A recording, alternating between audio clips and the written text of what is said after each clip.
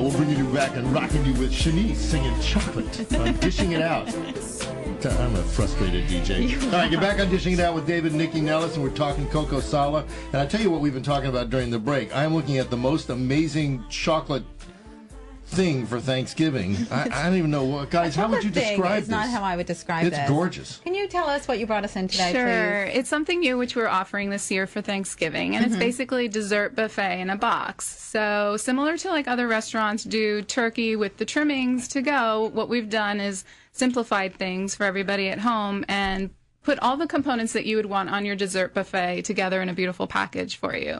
So it has 2 of our Thanksgiving pies. It has a triple chocolate pecan pie, our cocoa maple pumpkin pie, and then a caramelized apple and cinnamon cheesecake pie. So it has the 3 pies. It also has 4 of our turkey place card holders, or little chocolate turkeys that we have in front of you. So cute. They're beautiful. So with a little tag for you to write your guest's name on. Little gift to put out on your Thanksgiving table. Exactly. And then on top of that, we have 4 packages of our pumpkin seed brittle for guests to also take home with them. Which I also have in front of me as well. Would you like me to pop Why is the that food open? always in front of you? I'd like to say for our older listeners, this comes with its own EKG machine. But for all you teens out there, it comes with a packet of Clarisil. So It's dark chocolate. Dark God, chocolate it's does not beautiful. give you pimples. There you go. It's healthy. Healthy. It's good for you. Dark chocolate and wine. Well, All pop works. that bad boy open I'm then. popping it Come open. on. And can we talk about your artisanal chocolates? I mean, you brought Absolutely. your beautifully packaged chocolate, but how did you come up with some of the flavors? Because you have really unique little tastes. So tell us about some of them. And everything is made in-house. And that's one of the things which, you know, is a biggest part of our concept, is that everything is made fresh. When people come in, they can see our chocolate room behind the guests, watch how the chocolate is being made. And then what our style chocolate is called American Nouvelle chocolate. And what it is we use the traditions of the old world European style of chocolate making, but yet we've introduced new American flavors. And what are American flavors? They're global. They're a fusion of all the different areas of the world. So, for example, we have our mango lassi chocolate, which is after the traditional Indian drink mango lassi. Right. We have, we've You have my combined favorite, spices. the spicy one. Yeah. That's my favorite. Yeah, spices and chocolate, particularly dark chocolate, go great together. So we have the chipotle chocolate, and it's really interesting when you taste it how you get all of the layers of the different flavors. So you don't taste the spice right away. You think that you're just tasting No, it's chocolate. really as you swallow it that the it hits like 2-3 seconds later. right that it sort of like fills your mouth. That's why I love it. I just think it's yes. What you're hitting me? Nothing. Oh. I just hit you. Oh, okay. The other thing that's fun about our flavors that we do is quite a few of them actually have alcohol in them. So we call them chocolate for grown-ups. So we have like our Bailey's milk chocolate.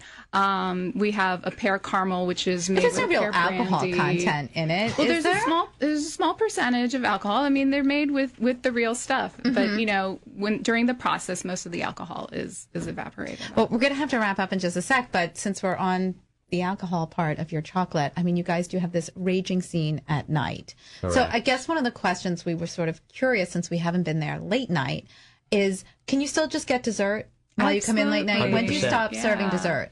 Actually, it's like midnight, but last night we were probably serving it till about 1:30 in the morning. They probably rotated about 400 or 500 people through the entire night, so it was packed. So lots of times we'll be there for dinner. People will come after a show. People will have dinner somewhere else, and our reservations are still there till 11:30, 11:45, midnight, and big groups of 10 people that will come just for the experience. And are people still doing the tasting menus, or are they doing a la carte? Because you do these tasting menus of your desserts. Yeah, our menu has really evolved. I mean, we do the dessert experiences, which are up to 5 courses of dessert. Right. But then you can order the main dessert a la carte. We also have our house-made gelato, our sorbet, petit fours platters. It's really very flexible in terms of what you're in the mood for. Excellent. All right.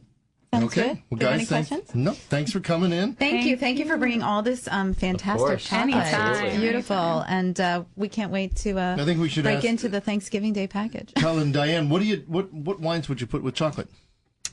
Well, there's the traditional Banyuls and chocolate pairing, which is a great, slightly sweet reduced red wine from the Languedoc region, which is Grenache Noir. It's awesome with chocolate. Mm-hmm. Pretty much you can put any chocolate with Banyuls and it just tastes great.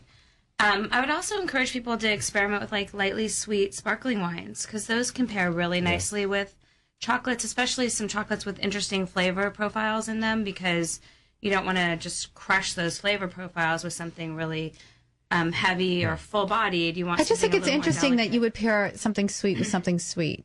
You know, like I wouldn't think. I mean, obviously, I'm not talented in wine pairing. It's not what I do. But I think that's interesting that that's what you would put with it instead of sort of a counter flavor. Well, I think sometimes they complement each other very well. Particularly like white chocolate, I think of kind of champagnes. But I think in general, you kind of think of like bittersweet. You want a kind of a strong red. If you look at semi-sweet, you want something kind of free to kind of go with in general and kind of find those profiles to work with well.